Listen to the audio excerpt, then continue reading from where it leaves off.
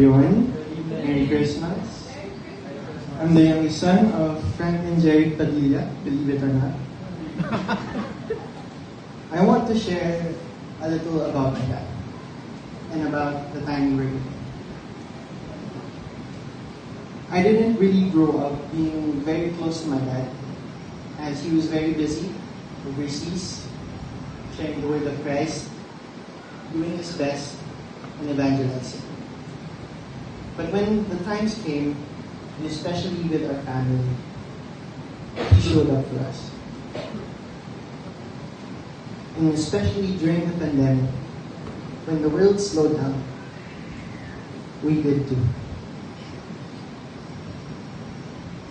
In the pandemic, we lived in the same house. And we were both addicted to our laptops.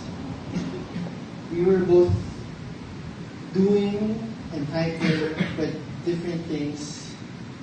He was doing his work and his emails. I was there in online class. Sometimes sleeping because I got bored, and he'd laugh at me because he wanted me to focus on my class. But somewhere in between ordinary days, we found our way to each other. Sometimes we talked, and some other times we just sat quietly together. And I learned that being present didn't always mean conversing or doing something, capturing it on video or in a photo.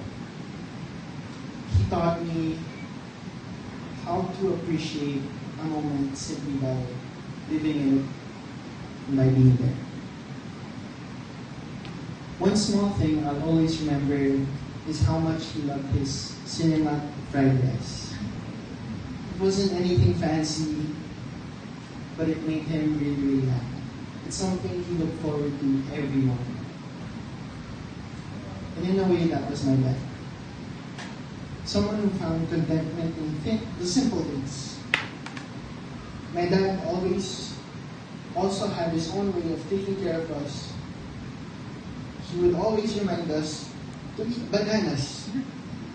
Not just because they're a fruit or they're good for our health, but because according to him, they prevent cramps. He'd say, look at monkeys, they eat bananas all the time and they don't cramp. And somehow, hearing that from him always made us laugh and listen. And on December 24th, when I arrived at the house in Albany, I could feel that something was different. He looked tired, but this time it felt like it was a little bit more than that.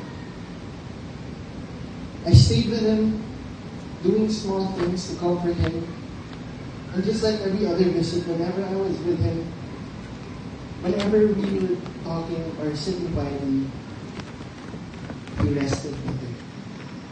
Just being there seemed to give him peace, especially when we were complete. As a licensed PT, I wanted to help my dad and asked him what he wanted as his goal. My dad talked about wanting to walk around, especially walking on Christmas Eve, to enjoy the time with us. He did his best doing the simplest of exercises, smallest stretches, because he wanted to enjoy. He wanted to spend time with our family. And that hope reflected the patience he lived by every day. He endured quietly, without complaining, trusting the process of life, even when it was difficult. And as the day went on, it became clear that something wasn't right.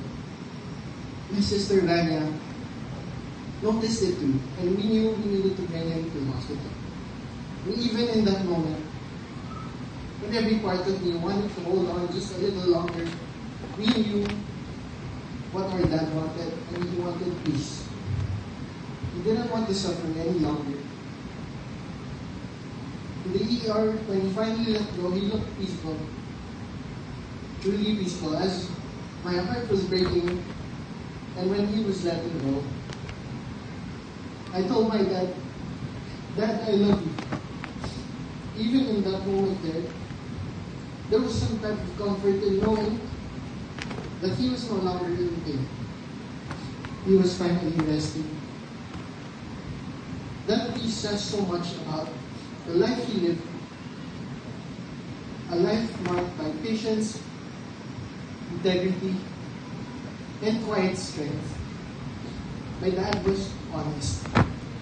He was dependable, and he stood up for what was right,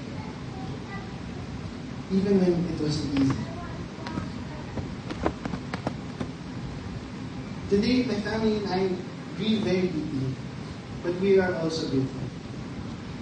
Grateful for the time we shared with our dad, the lessons he taught us without words, and the love he showed in his own steady way. We carry him with us, how we live, and how we treat others, and how we take care of our family.